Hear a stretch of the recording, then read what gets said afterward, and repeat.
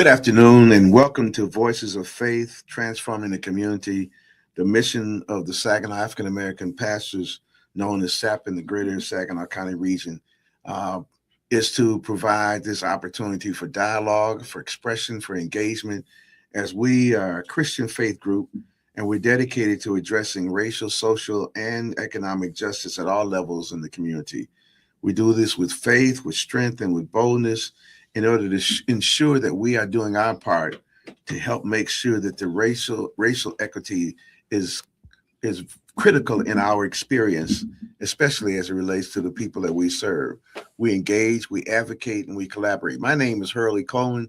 My title is Bishop. I'm the pastor of World Outreach Campus Church here in Saginaw, and I'm presently honored to serve as the chairperson of the Saginaw African American Pastors group here in Saginaw. And we've got a collection of pastors who are unashamedly, unreservedly acknowledging that we are African American.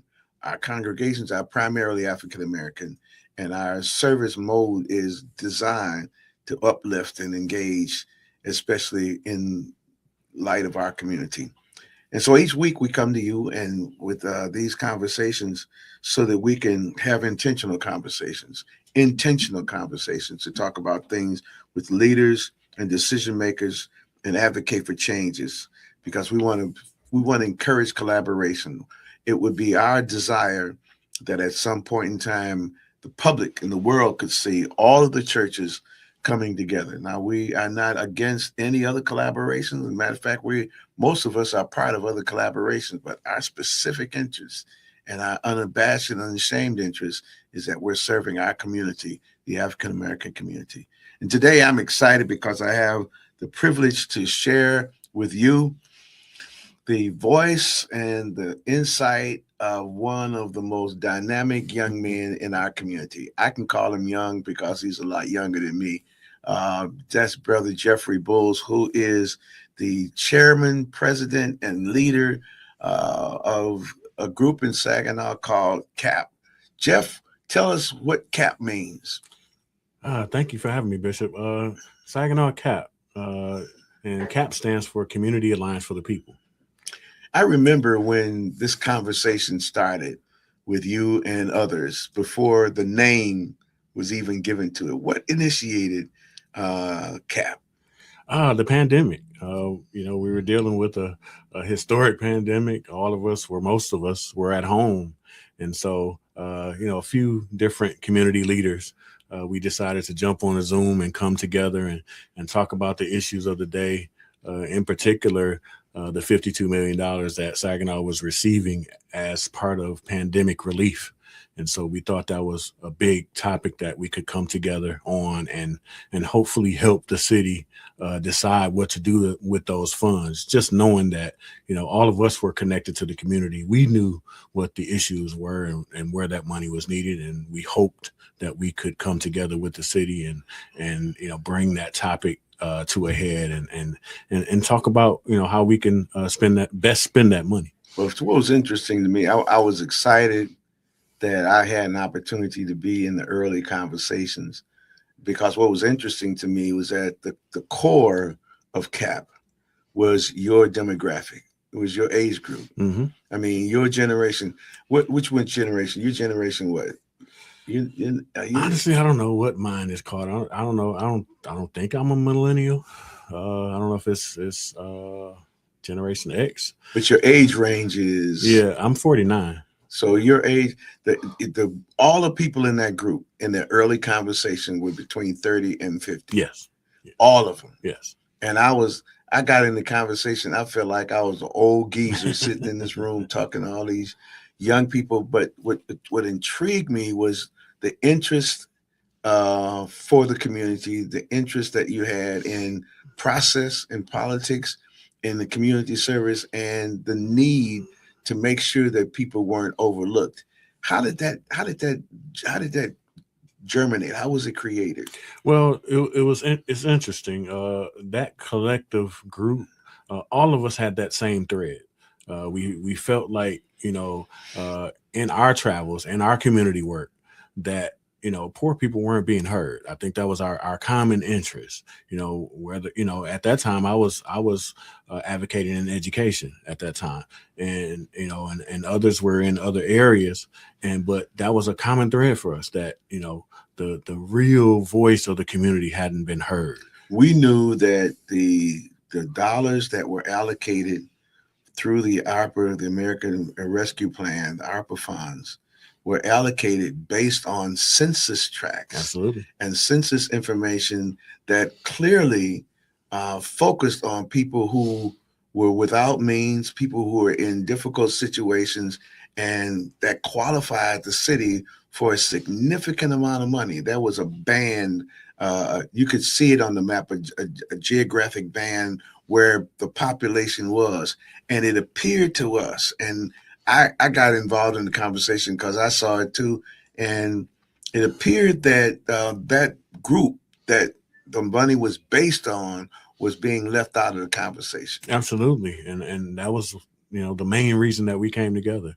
We saw that coming. We saw that narrative forming, and we wanted to change direction. We wanted to make sure that our people were represented. And even though there were people who were elected from our community, people who were in official capacity for our community, it still had that feeling. And as we saw, because you and I both sat on the advisory committee, the Citizens Advisory Committee, Mm-hmm. as we saw, our concern and our interest was not empty; it was real. Mm-hmm. And there was a lot of work that had to be done. During that same period of time, there was a water crisis. People were dealing with water bills. And then the whole idea of health disparities, where people were in need of being educated about the vaccine and access to it. And so CAP got really involved in more than just talking about it, but actually being about it. Absolutely. We had to pivot. We were talking about the funds first, and then as the pandemic progressed, the city decided to go in a different direction. Most cities decided that a moratorium was necessary. People were at home; they weren't working, and so why charge them water bills? And so, but our city decided to go a different direction, and we had to address that right away. We had to pivot. We put on a protest, and due to that protest, they changed back course and turn put the moratorium back in place. And so we've just been trying to work hard and represent the people as best we can. So how many years has CAP been active? Man, that was 2020, so we're now in 2026. So which means that community activism still works. Absolutely, it still does, and it's still necessary. And see, I'm old enough to remember the days of the 1960s and things of that nature, the marches and Dr. Martin Luther King and all of those things. And I remember when CAC was first created, and I remember all of those things, but that was community activism then. Mm-hmm. And our conversation today is to encourage people that community activism still works and is even more important now in light of what we're seeing. Absolutely, it is. I mean, no matter the topic. I mean, even back then during the pandemic, whether we're talking about public health, even on up to now, when you're talking about the onset of data centers, we're talking about that all over the state. I mean, a lot of people don't even know what that means. They don't, and it's high time that you hit your Google search and put in data centers and see that a number of cities in our state are fighting those, but like you said, activism, civic engagement, it still works. It still civic engagement and civic education, especially when you consider. Let's just consider the fact that a few months ago, actually a few weeks ago, the National Legislative Engagement had shut down the government. Mm-hmm. And the reason the government was shut down was because there was not enough votes to pass what was considered to be a budget. Before that, there was a battle about the big, beautiful bill that was presented. And these are political actions that are being taken supposedly on behalf of the people, but the people need to be involved in making sure that they send people to make those decisions that will be in making decisions in their benefit. And this CAP was one of the lead entities a few weeks ago when the government was shut down and it looked as if they were going to eliminate the SNAP benefits and food. There was a desperate food challenge. Tell the world, tell the rest of our audience how you kind of got involved in trying to make sure that there was food support for people. Yeah, so as you stated, the government shut down, for obviously political reasons, and so politics affects our community more than anybody, and so because the government was shut down, people's food was in peril. A lot of people depend on SNAP benefits. A lot of people depend on government services, to help them in their lives, and so food in particular. We just figured, as a group, as CAP, that we could do something. That's one thing that we try to do. We try to be active. We talk about these things, and so we decided to reach out to our friends in the church community, in the faith-based community, in our community centers and other organizations in the community, even in the general nonprofit environment. Absolutely, it was time to get all hands on deck. It was a crisis. And so we were able to reach out to our people and pull them together and actually do something, form a citywide food collective. Say that again, citywide. That's what we formed, the Saginaw Citywide Food Collective. And it involves much more than just CAP and SAP and our local community, but it involved the entire community. Mm-hmm. That was a huge, huge, huge undertaking.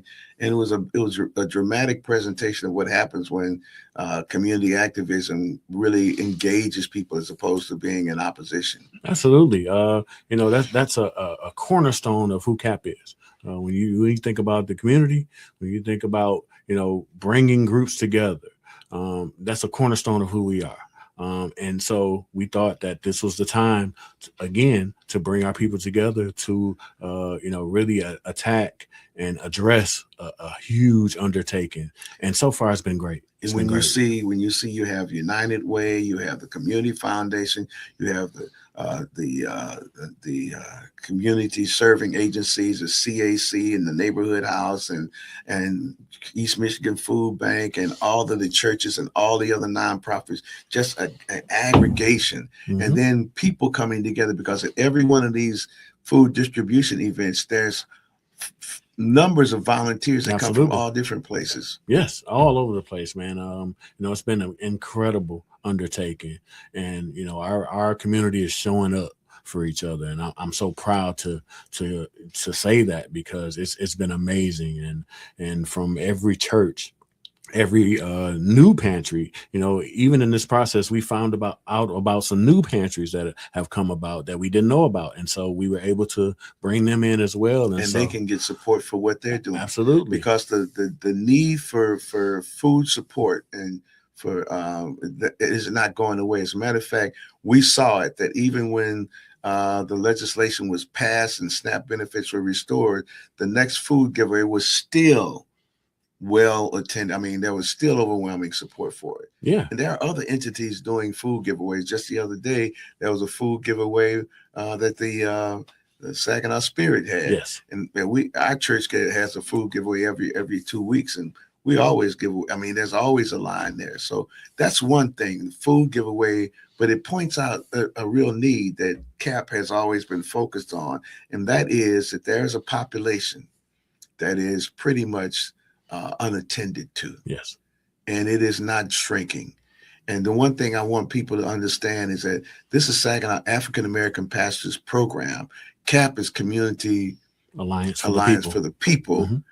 But it is more than just Black people who are suffering, yep. who are struggling. It's more than just people in the inner city who are struggling. And these programs are to lift up as many people as possible.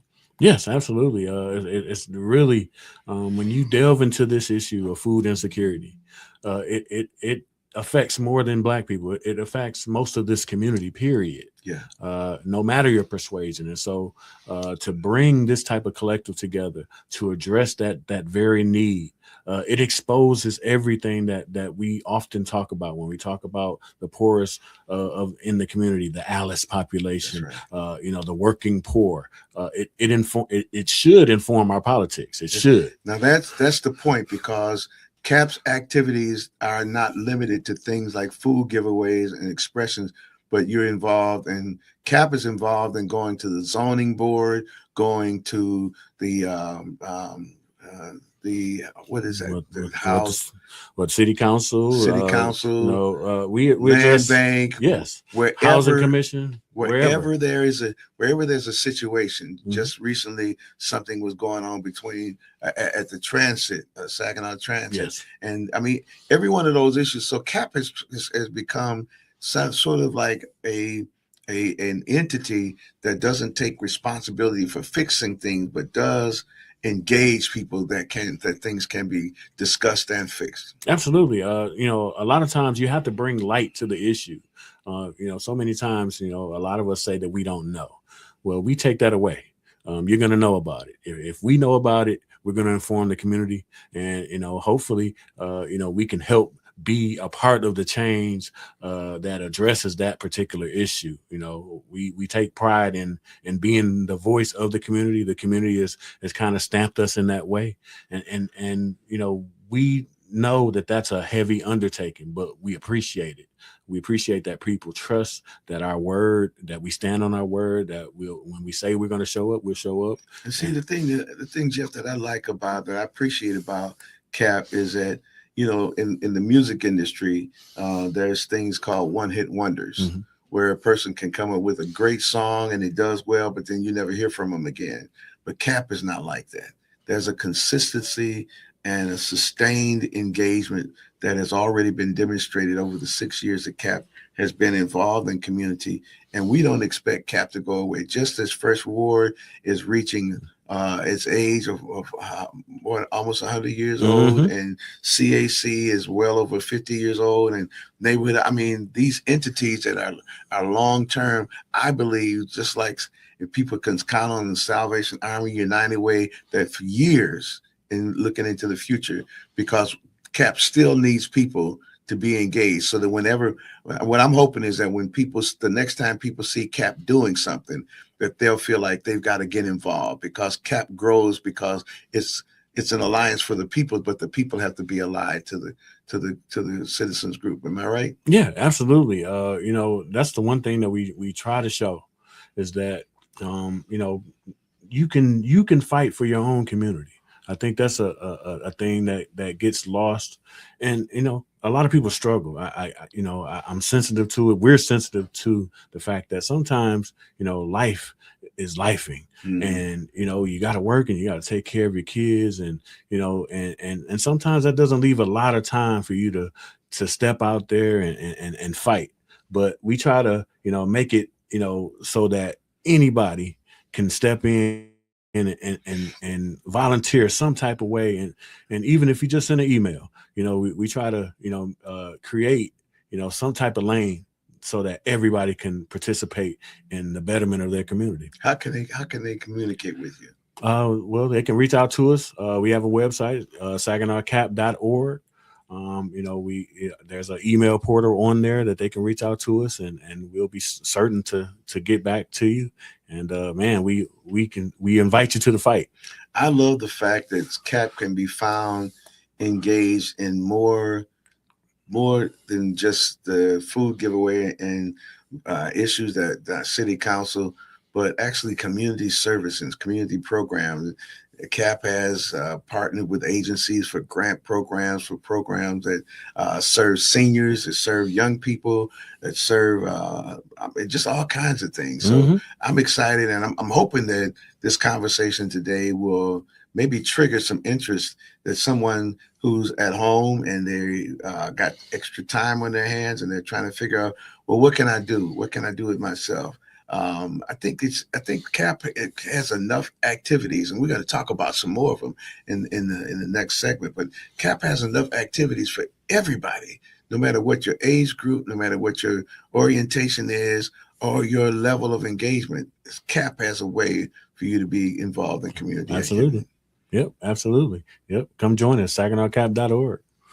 We're going to come back in a few minutes after a break here and talk, because CAP has some other things coming up. Yes. You talk about civic engagement, voter education, and in the world of politics, we need to talk about the political environment here in our community and why it's critical for the everyday person to make sure that they're not only aware, but you're involved. Because if you don't select your leaders, if you don't vote, somebody else is going to pick them for you, and then you can't complain about it. In Mm-hmm. addition to that, every so often, CAP has meetings, has sessions, has as town hall meetings or CAP sessions where we actually discuss the state of affairs of our community and give people a clear update. We're going to talk a little bit more about that. And ladies and gentlemen, we're talking to Jeff Bulls.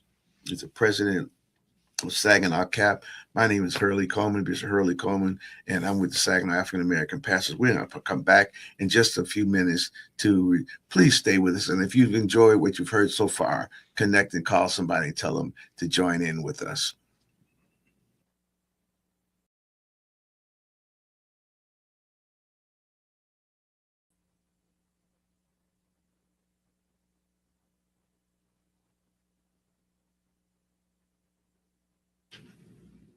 It's me again, Lord. That's an old quartet song that I used to sing with our male chorus back in the day.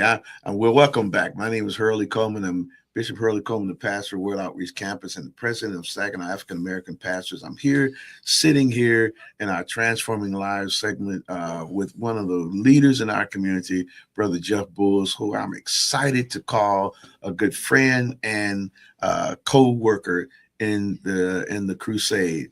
That song, that it's me again, Lord. A lot of people don't know anything about quartet, but I love quartet music.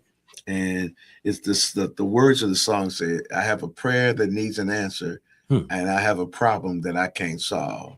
Here I am. I don't mean to worry you, Lord, but here I am facing something new, and I need help that can only come from you.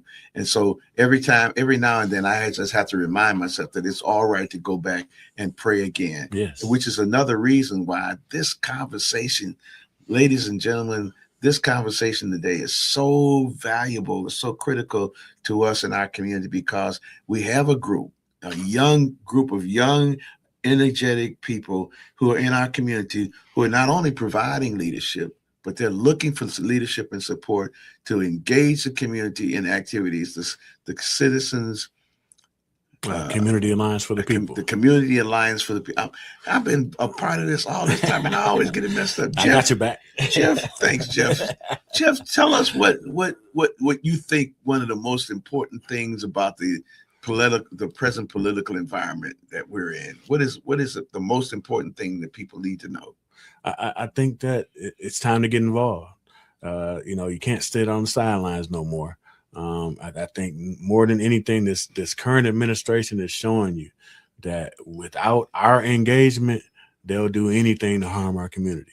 And so the offset to that is we have to get involved. We have to pick our leaders. We have to take bad ones out and put the right ones in. The choice is ours. The power is in our hands. And I think we're in a moment where we have to realize that. We have seen over the years where the voter participation and voter engagement in our community has been up and down. The most intense and significant engagement from the African American community in the recent 3 decades was during the election of President Obama. And we've always seen where during general elections, whether it's a major election for president, there's a higher participation, there's a low participation in primaries, and then in special elections, it's almost negligible. But if you had to tell people the critical value of voting, how would you respond to the statement that was made that if you don't elect somebody, others will select them for you? Oh, it's self-explanatory. I think a lot of us feel, and I get it, there's apathy. There's some people that say, why should I vote? It don't matter. They're going to do what they want to do anyway. Well, that's a self-fulfilling prophecy. If you don't vote, you're right. They're going to do what they want to do. And the offset to that is you have to put your name in the hat. You have to, put your vote in the box. And that way, our community controls that outcome. And the only way we can do that is if you drop your vote in that box. That's the only way. Even the entities that we say that may control what's going on, they only get one shot at the box, just like you do. Yeah. They only can put one vote in, and so you have the same power. I think that we have to realize that it's time to get back in the game. We can't stay on the sidelines. We got to get back in there. You use the term apathy, and that means that people just don't think it's going to matter. They Right. just don't think that what they're going to do count. And that is one of the tactics of the negative side of politics, to Mhm. make you feel like your vote don't count, or that it's going to then it's rigged or whatever. And we've heard the term rigged in the electoral processes more in the last three electoral seasons than we've ever heard it before. Hmm. But the truth is that there is a great deal of integrity in the electoral process. Yes. There is a great deal of integrity, and I submit to everyone that you have to act as if your vote is not only going to count, but it's going to be protected through the process that has been established for it. And in the upcoming election, in the very few weeks now, there's going to be an unusual election happening where there is Mhm. a special primary, a special election, and the community needs to really turn out for that. They do, and there's so much rhetoric out there about it. It's very powerful. That lets me know that it's really important. You got a lot of special interests that are putting a lot of money into this campaign, and so that means they know that it's important, and we should take heed. It's important. We haven't had representation in this area for a while, A long time. and so it's high time that we come out on February 3rd and make it happen. Put your vote in that box. And when one of the things that I've learned is that when people are making extreme efforts against something Yes. that is going to be for my benefit, I really need to pay attention to why it's so important for them for me not to have what it is that I should have. So one of the things that CAP does is CAP has regular sessions to talk Mhm. about the activities that go on in the community, the activities and up in the weeks to come. As a matter of fact, on the 19th of this month, there's going to be a special State of Black Saginaw event that CAP. Can you talk to us a little bit about that, Jeff? Sure. We came up with a forum that's called State of Black Saginaw. We've done it for about 3 years now, and the purpose of it is to kick off the year the right way. Set the tone in the political arena, in the Black health arena. Even sometimes in education, we pick different topics every year. This particular year, our three topics are Black health, Black politics, and Black unity.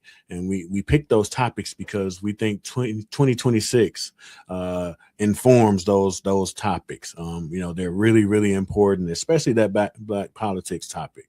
We really need to lock in because it's so important. Voter engagement and voter education are going to be two of the most critical activities that our community and any community can be involved in, because you can't believe all of the stuff that you're seeing. I mean, just in recent days, and I'll take a risk here that someone's going to really be upset with me for saying this, but in the last couple of days, I have been amazed at the audacity of elected officials and leadership to say, don't believe what you see. What you see, what your eyes are beholding, is not really what's there. And as a matter of fact, it's something else. And I'm reminded. I remember when I was in junior high school way back in the '60s, and I was reading George Orwell's 1984, and the whole notion of that was the control that was being placed on people. And so one of the key elements was, don't believe what you see, just believe what I say. I'm telling you, Jeff, we are in a state in this country where it is almost like police state, and we're almost numb to the number of police type, military type tactics that are happening. Yeah, we've been bombarded, and I think that's like you said, it's a tactic. If you're bombarded over time, after a while, it's normalized, and so we're in a state where we have to resist that. You have to say what you see, You have to call it out for what it is, and that's the only way that we can stay abreast. We can stay on top of it and fight back. If we don't fight back, we'll succumb, and I don't want us to do that. As far as I'm concerned, as long as I got breath in my body, man, I'm gonna fight it every step of the way. I hear you. Well, if the person is sitting there and they're saying, "So I don't know what to do. I don't know what's important. What to do?" If they come to this state, this session, the State of Black Saginaw, they'll learn not only what's going on, they'll learn who the players are, what the participants on both sides are, and then they'll get some specific indication of what it is that we need to do, especially how we can work together. Absolutely, this forum is set up so that we can tell the truth about the state of the community, where we are, and then once we tell the truth about where we are, we can talk about some solutions about where to get us where we need to go.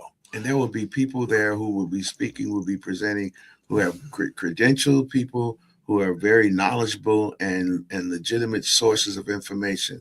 And I'm encouraging people to put it on their calendar. It's January 19th. It's going to be at the Community Action Center, CAC, on Perkins Street. And what time is it going to start? It's going to be at 6 p.m. And also, to throw something in, Bishop, I got something for you. We actually gonna feed people. Oh my goodness! Come on, man! You serious? We got some chicken, man. You got chicken? Yeah. Lord, see, it's me again, Lord. I'm happy about that. So they don't have to, and there's no fee. No, just show up, grab your plate, sit down, and get ready for the conversation. So this is almost going to be like a family sitting down talking about real issues and really.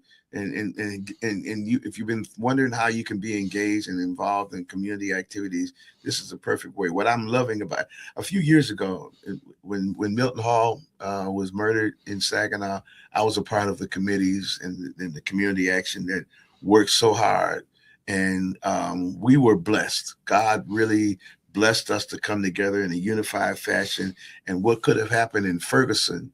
What happened in Ferguson could have happened in Saginaw, but somehow or another we were able to work together. And I'll never forget hearing one of the politicians say, "Don't worry about it. They'll be gone.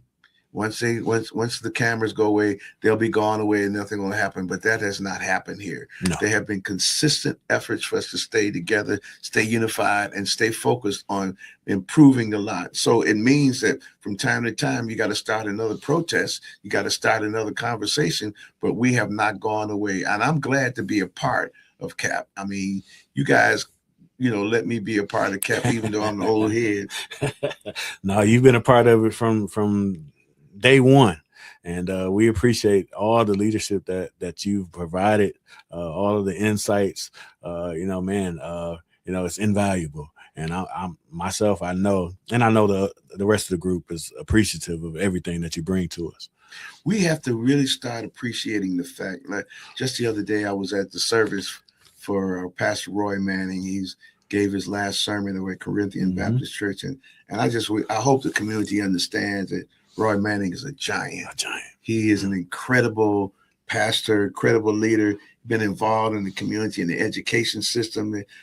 There's no way to even count the number of impressions that he's made on people in his life through his school, through his advocacy, through recreation, through coaching, through teaching, through preaching. He led the Wolverine Baptist District. I mean, just a phenomenal person. And it dawned on me as I was sitting there watching him and listening to him speak at his sermon. I was so impressed that he was able to articulate the voice of an elder. We got elders in our community. One of my favorite persons that I like to talk to, sometimes I just like to listen to Omar Wade, Brother Art Smith.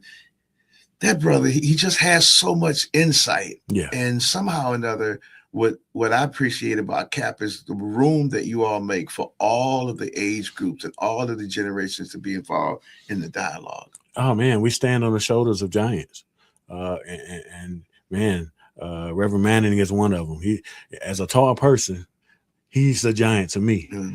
He's somebody that, when he speaks, I feel like I'm 5 years old again. I just sit there and I listen and I take it in because he has so much to say and so much experience. He's been, involved in so many different things. And so anytime he speaks, And count yourself in that number. Anytime I hear you speak, anytime you open your mouth to tell me something, to really tell us about the history and where we've been and where we need to go, man, I'm all ears. And I appreciate the leadership that you all provide in this community. We have to continue making room for that, like people like John Pugh and Yes. others, and there are others. And what I want to ask you now, right now, is if we take a moment and look at the political environment and how words are being used and how opinions are trying to be shaped by other people about people that we know.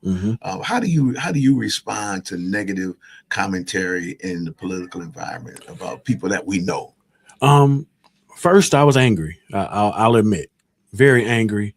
To hear those type of things being said about somebody that's near and dear to you, it hit me in a different place. It made me angry, and I'm not a person that gets angry often, but it took me there.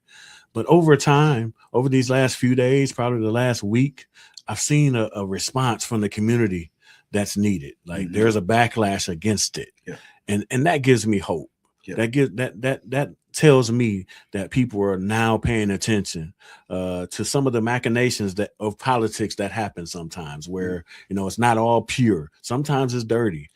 And so I'm encouraged. And just to be candid, so that people won't think that we just blowing smoke.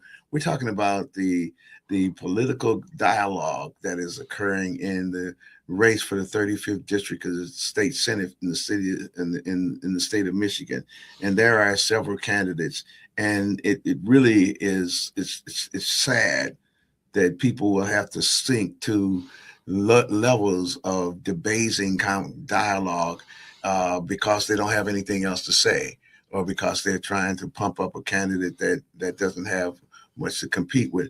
And I'm just saying that what's encouraging to me, even in this environment, is, Jeff, you're right. People are saying, look, we're not having that. Right. If you want to run, but we're not having that. And then that means that sometimes we got to do house cleaning. Absolutely. And that's what we want to speak to as State of Black Saginaw, Black unity. And that's a piece of that. We have to protect our community. We have to stand up and fight for our community.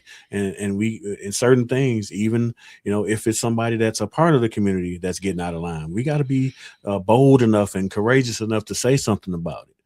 If you're not on code, we got to say something about it, and we can't apologize for that. And so I'm encouraged. I think that Dr. Pugh is running an amazing campaign, and I'll be frank. I have friends all through the campaign, all through that race. Other people that are running in that race are friends of mine. But the things that happen in that race, we can't stand for. Run your race. Let's talk about the issues. Let's talk about the things that matter. We don't need that dirty stuff. We don't need, we already have to deal with dark money and politics and all that stuff. We don't have to do that to our community. And so, if somebody like Dr. Pugh, I appreciate the integrity of politicians who themselves speak up against that kind of thing. And we've seen it. And even one of the candidates himself, Brandon, he himself said that this is not what ought to be happening. Let me just pivot just slightly here, Jeff, because as we go forward, there's going to be some other things that CAP is going to be doing. But just for a second, if you could just for a second think about the notion of what we're doing right now. Yes. And I want to give some accolades to this radio station, to Yvonne Daniels, who initiated the conversation about Saginaw African American pastors having the spot, to the fact that we have Joyce Harvin on in our community. We have Kareem Bowen on in our community. We have Vicky Hill, the gospel lady, who's doing an amazing job every Sunday morning. And our engineer, Matthew Lester, is just like a quality guy. Matt is the man. So I want to just take a moment, Jeff, and just get your response to what you feel about Saginaw realizing that you have this voice from our community that you're hearing on a regular basis and how important that is? Oh man, Pastor Bowen is somebody that's near and dear to me. And I was just on with Miss Joyce Harvin and the Community Voices, man. Amazing platforms that we have that inform our community about the day to day, and we can't take that for granted. Because a lot of communities don't have that, and so I'm extremely appreciative of those voices and the other voices in the community. We have everything we need to really fight for a better community every day. And if nothing else, at Saginaw Cap, we try to highlight that. Yeah. We try to let people know that we are who we're looking for. We don't have to wait on a hero or a Superman. We got what it takes to fight and sustain our own community. Yeah. Well, Jeff, is there anything that we've missed? Is there anything that you'd like to highlight before we come to the close of this conversation? Because it's been pretty fluid. I mean, it's been flowing because there's so much that we have to reach out to. Man, top of mind for me is this election. February 3rd, I need the whole community to go out and vote. No matter who you vote for, I'll keep it at a C3 level. I have my own personal choice, but by and large, we need people to hit those polls and vote. I wish I could have got souls to the polls back up, but we weren't able to do that. But I'm still going to fight and tell everybody that I know or come in contact with February 3rd. If you don't have an absentee ballot and you can't vote right now, you can most certainly vote on February 3rd. I want to put this on people's mind. If this community, if the community of Saginaw wants to make an impression on the political environment, the time to do it is in this special election. Absolutely. I remember during the primary last year in 2024, and I was saying to different people, the whole vote for this thing, everything about this vote is going to happen in the primary. That was before the presidential election was candidates was decided. But Saginaw County is still a bellwether community. Yes. And things that happen in Saginaw County, I would submit that I believe that this election, this 35th Senate election, is going to be a statement that's going to be made to all of the powers that be. And if Saginaw stands up and makes its own decision, it will telegraph throughout the country that the people in communities still have their voice. They will use their voice, and they're going to stand on it. Well, Jeff, thanks for coming. Thanks for being a part. I appreciate the members of Saginaw African American Pastors, the leadership of Saginaw African American Pastors, and this station for giving us this platform. I hope you'll have an opportunity to come back. And if I invite you, would you come back again? Absolutely, man. This is the best lunch ever for me. So until the next time we come together, I'm Pastor Coleman, and I really believe that the transforming lives, transforming our community one life at a time will happen when we engage, when we do our part, and we serve our people. Until the next time, thank you. God bless you.